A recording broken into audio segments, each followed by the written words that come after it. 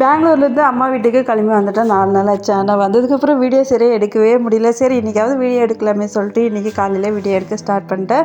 இன்றைக்கி அமாவாசை, அதனால் காலையில் ஏஞ்சிலேருந்து வேலை செஞ்சுக்கிட்டே இருந்தோம். ஏன்னா வந்துட்டு எங்கள் மாமியார் வீட்டில் அமாவாசைனாவே சாமி கும்பிட மாட்டாங்க. எங்கள் அம்மா வீட்டில் வந்துட்டு அமாவாசைனாங்க சாமி கும்பிட்டுட்டு தான் சாப்பிடுவாங்க.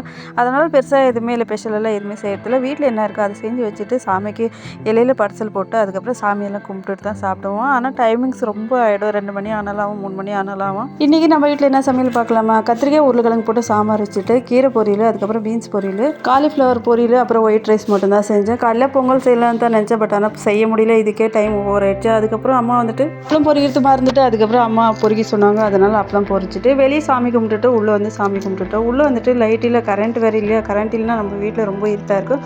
சாமி எல்லோரும் கும்பிட்டுட்டு அதுக்கப்புறம் சாப்பிடவே ரொம்ப லேட் ஆகிடுச்சு. அதுலேயே என்னோட வீடியோ ஒருத்தர் பிடிக்கலன்னு நினைக்கிறேன். இப்போ நான் போடுற வீடியோவில் எல்லாத்துலேயும் வந்து கமெண்ட் பண்ணிகிட்டே இருக்காங்க தப்பாகவே. தயவுசெய்து என்னோட வீடியோ பிடிக்கலனாக்கா பார்க்காதீங்க.